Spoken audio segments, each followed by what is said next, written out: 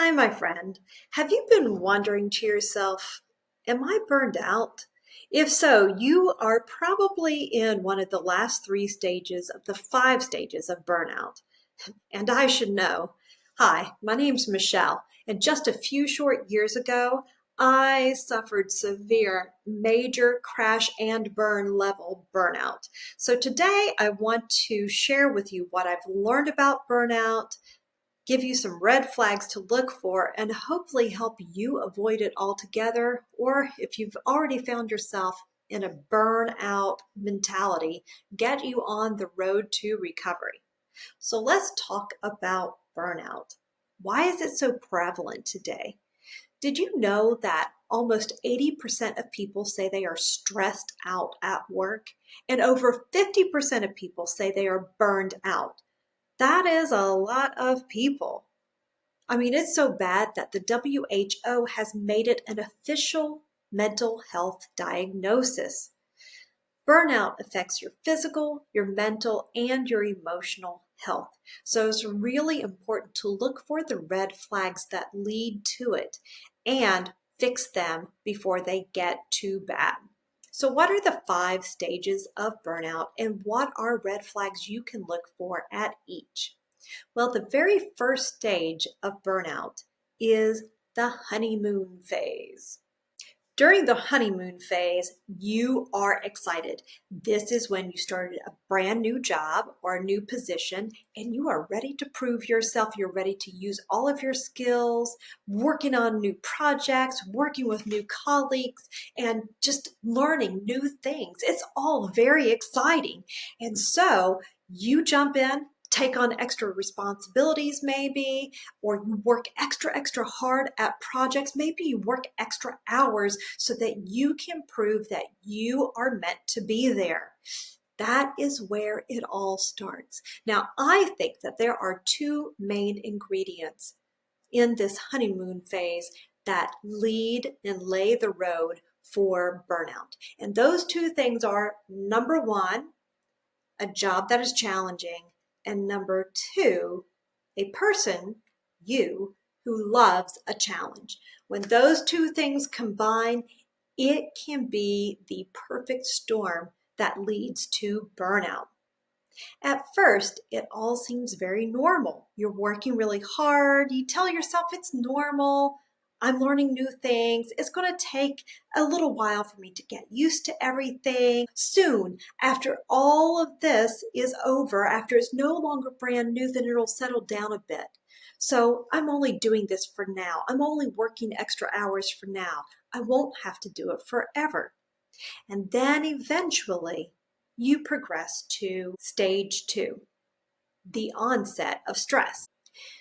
Now, each of these stages flows into the other. So the onset of stress just is a lead in from the honeymoon phase. How does that happen? Well, you see, you're super excited with that new job. So you're working really hard to prove yourself. But what happens is all of the stress of working hard was balanced out by the newness and the excitement and the adrenaline that you felt by starting that new job. But as that starts to dissipate, the stress is still there. So when we talk about the onset of stress, it isn't that the stress is just appearing, it's that you're just now noticing it. So in stage one of the things that you need to be aware of is setting boundaries. And we typically don't think about setting boundaries because it's a new job, it's a new position. We have to, or at least we feel like we have to work extra hard. So you might miss that one. But as we go into the onset of stress, here are some things to look for. Now, here's the deal. With the onset of stress, you're working really hard, but now it's not so much because you want to, it's kind of because you feel like you have to. Maybe it's not 100% necessary, but you feel like you set a certain bar during the honeymoon phase, that you have a certain level and quality of work that you contribute and put out there. So you're always working just as hard to make sure you hit at least that bar. But you typically want to surpass it. You want to show everybody that you didn't hit the peak during the honeymoon phase. You've got a lot more to prove, and that creates that onset of stress. What are some additional red flags to look out for? Well, you might start doing things like eating lunch at your desk because maybe you're flooded with emails and you're thinking, you know what? Nobody's talking to me. I'm not engaging with anyone. It's okay to eat lunch at my desk and take a few emails, or, maybe I'll come in on Monday mornings an hour early just to bust out some work here and then. So that is the onset of stress. You're working extra to keep up. You feel like you can do it all. You just need to figure out how to make it all manageable. Once you get that mastered, this stress, it'll all go away, except it doesn't. And that's what leads into chronic stress. Now, chronic stress is the third phase of burnout, and this is your last chance to turn the car around so that you can avoid burnout altogether. Now, what does this chronic stress look like? Well, the chronic stress level is when you start letting go of something really important, and that is self-care. Maybe you start canceling plans with friends because you don't have time. Maybe you typically meet them on Fridays for happy hour and you're showing up late every Friday. And then you start texting them and telling them that you're not going to be able to make it after all. You've got too much work to do. Or maybe you typically work out in the evenings, but as you go along, you are working out less and less because you're working in the evenings more and more. Or maybe you start saying to yourself, you know what? I think I'm going to take work home on the weekends because I just don't want it hanging over my head until Monday. This creates the chronic stress, and chronic stress can last for weeks, if not months, and it just gets worse and worse. So the next phase is burnout. Burnout is chronic stress that has gone on for months, if not years. In fact, when I was at my job and I finally hit burnout, I had been there for years. Burnout happens when you are stressed out all the time. You feel overwhelmed, you're constantly exhausted, and you just can't keep up anymore.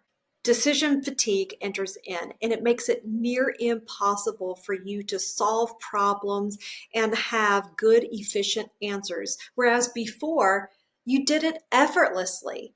And then also, you feel like the workload would have evened out by now, but it seems to have increased. And maybe that's because you really can't focus anymore. It's like your attention is all over the place and nowhere at the same time. You feel really negative about everything, and you're starting to wonder if you're depressed. Red flags to look for in the burnout phase is that all of the self-care that you sometimes didn't attend to during the chronic stress phase is consistent across the board. There is no self-care. This is where self-care totally goes off the rails. Not only are you not socializing, you don't want to socialize. Not only are you not eating well and taking care of yourself, you really don't feel like it. You just don't have the energy to do it. Not only are you not sleeping well, it's like you can't even knock yourself out. You're tired all the time. And this leads to the final stage, which is habitual burnout. Habitual burnout is the worst. The thought of going to work fills you with dread. You might start crying on Thursday because you have to go to work on Monday, and Friday hasn't even happened yet. These are the kind of things that happen to me. You feel incredibly forgetful. You're always missing deadlines, and you just think to yourself, why can't I just try harder? You feel so lazy, but you're not lazy. You are burned out. You find yourself getting physically ill and you really want to quit, but you can't. You feel stuck. If you quit, what would you do? This is your career. How can you give it up? This is your financial stability. How can you give it up? This is your insurance and everything else. How can you give it up? And then you feel like there's no way to escape. And that is where habitual burnout sets in. So, what do you do about it?